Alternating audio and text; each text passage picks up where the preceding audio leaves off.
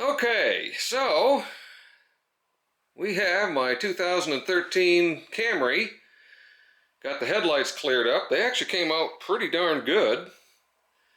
But as I found yesterday when I replaced this headlight, even when everything is off, the key's out of it, headlights are off, this headlight is hot.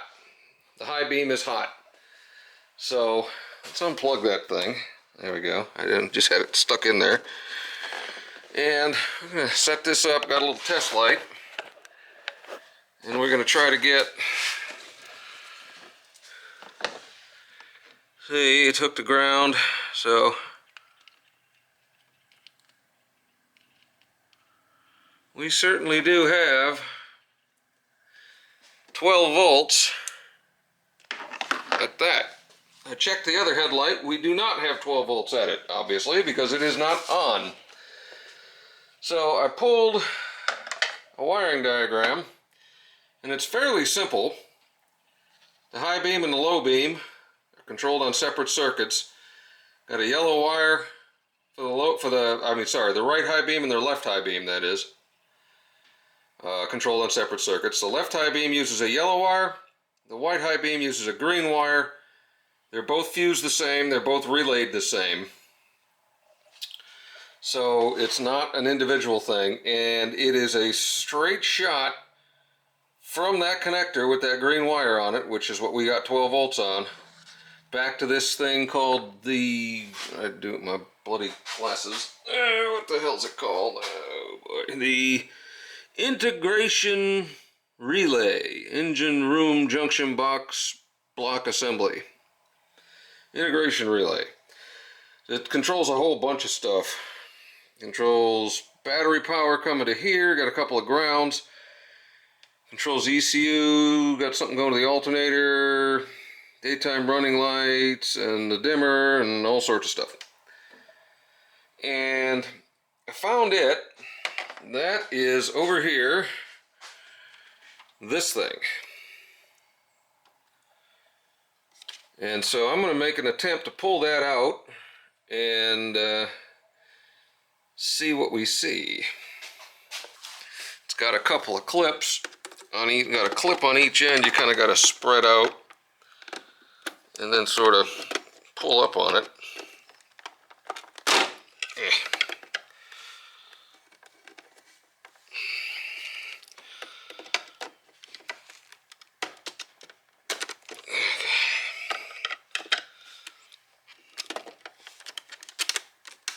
There it is.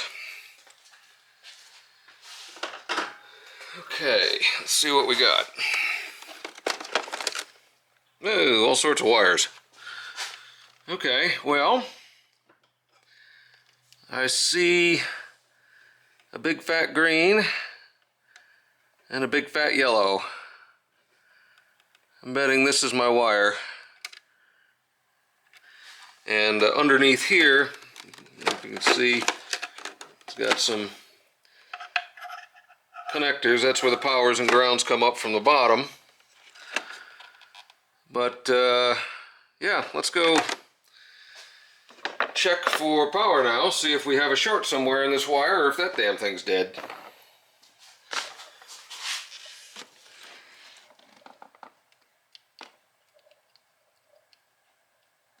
Nuts.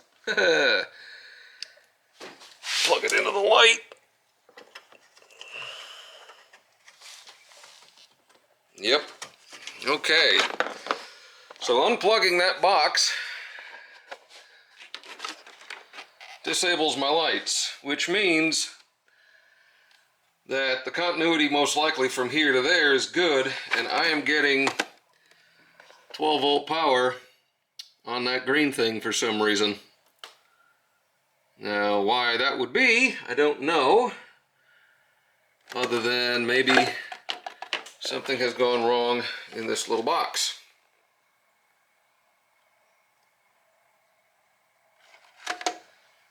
Certainly could be. Again, it's not a big deal. I can leave the headlight unplugged and just tell my daughter not to use the high beams. But I don't like cars that don't work. So I'm going to do some thinking and see what I can come up with. Alright, so there is a method to test this thing. Right there, that is a little tiny metal pit sticking up. And if you connect that to a voltmeter on the positive side, maybe, give me a minute and I'll get that done. And then you connect it to the negative side, you can turn the key on, and it will go through all of its stuff and let you know if everything's working.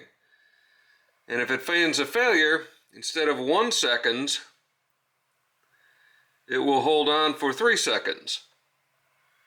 So, goes unit 0, 1, 2 through 9, and channel 9 is the high beam headlight right hand. So, if a malfunction is detected for any channel from 0 to 9,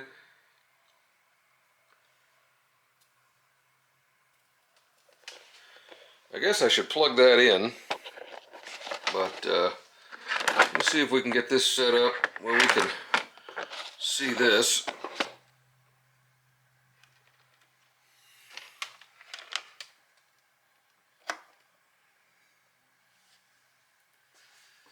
Alright, so now we're going to go turn the key on, see what happens.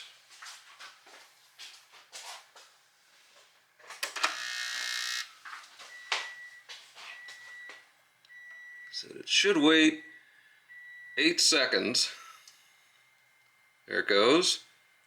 1, 2, 3, 4, 5, 6, 7, 8, 9. Now it should wait 4 seconds. 1, 1, 2, 3, 4, 5, 6, 7, 8, 9. Huh. So, without the load hooked up, it doesn't see a problem. Let's hook the load up, see what happens. Alright, the light is on. 3, 4, 1, 0. 1, 2, 3, 4, 5, 6, 7, 8, 9.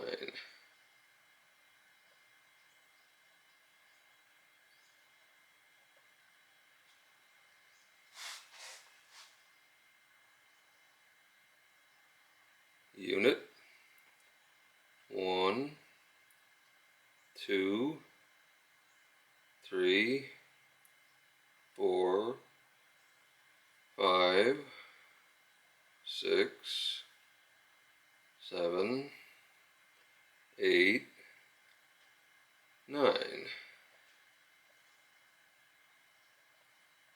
Huh. Well, it doesn't think it has a problem.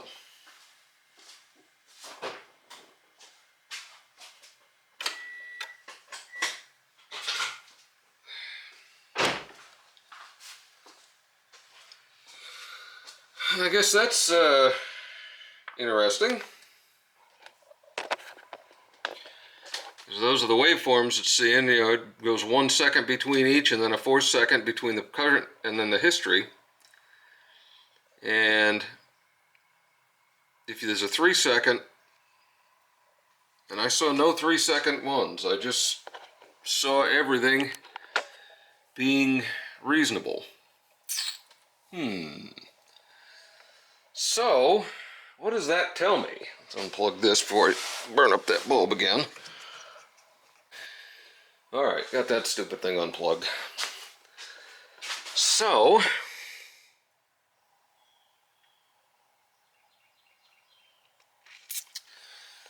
why would that be sending power to it if it doesn't need it? I wonder if there's a way that I can back probe that green wire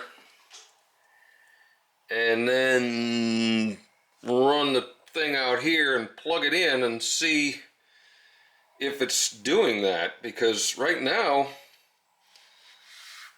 when I unplug that, the light goes out. I'll think some more. Sure enough,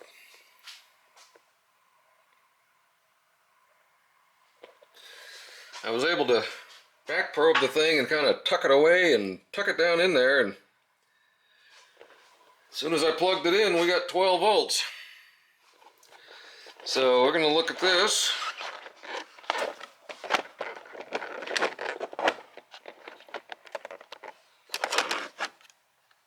See what happens when I unplug it.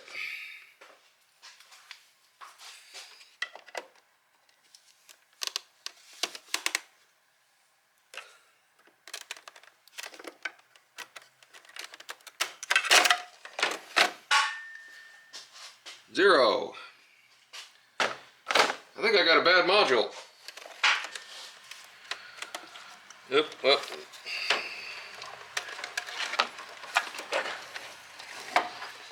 I think I've got a bad module. So, let's see how many cars these things came on, and maybe I can find one in the junkyard, because I looked and it's been superseded by a different part, but it's 280 bucks for that little guy right there. So we're going to see what we're going to do next. Alright, well, I took this thing for a ride. Went down to the local pull-apart, which is about, I don't know, 40 minutes away, to see if they had some tire tools. And I was able to find a jack and a handle and a crank and all that other stuff in a Nissan, because, man, I don't know if anybody who junks a car keeps that stuff, but there was nothing. There was nothing. But while I was driving, I was thinking about what I was going to do, because I think this module is bad, and it's 290 bucks for a replacement, and they didn't have anything this new where I could steal one out of it. So I thought about it for a while, and I'm like, why not just bypass it? And so I got me a relay, which will switch power and ground here.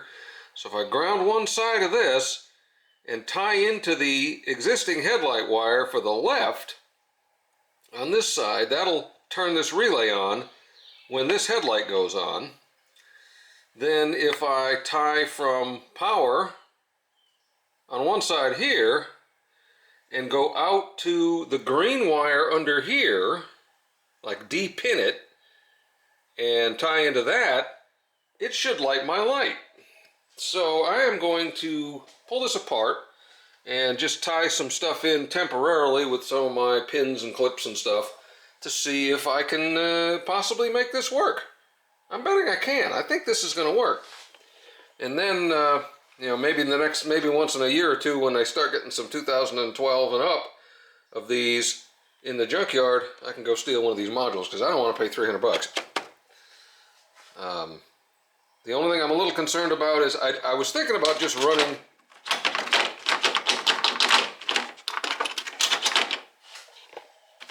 Why are you like that?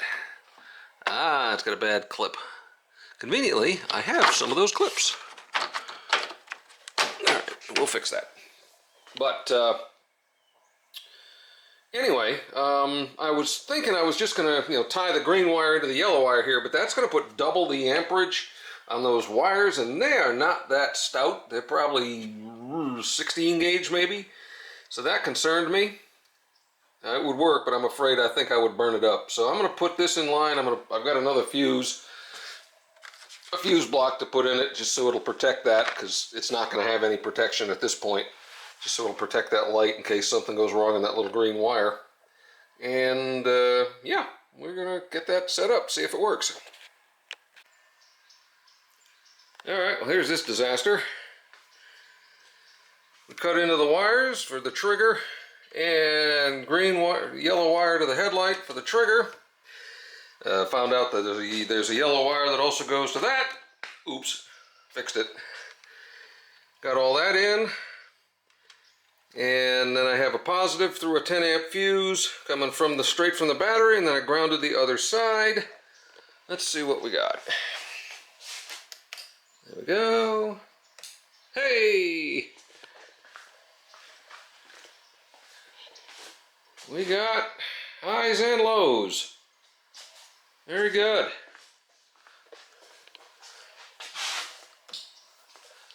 And fogs and lows.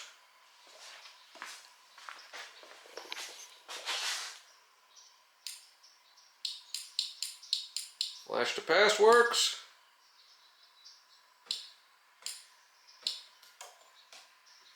Nice. I think that'll work. I'm just going to clean this up, put the wires in some combing, figure out where to zip tie that relay, and I think we're done here. So that's a fix if your stupid controller module on your Toyota dies. If you've still got one light, you can bypass it. Use that existing light as a trigger for a regular relay, and put a fuse in it, and it should work till this comes down in price, or I can find one cheaper than 300 bucks, because that cost me about $5. So, fantastic. I think that's going to be about it for today. Nothing too spectacular there, but a little bit of a bypass fix to get the lights working again properly. So, anyway, that's it for the 2013 Camry. So we will keep you posted as we go, but she's driving great. I'm happy with it. Talk to y'all later. Take care.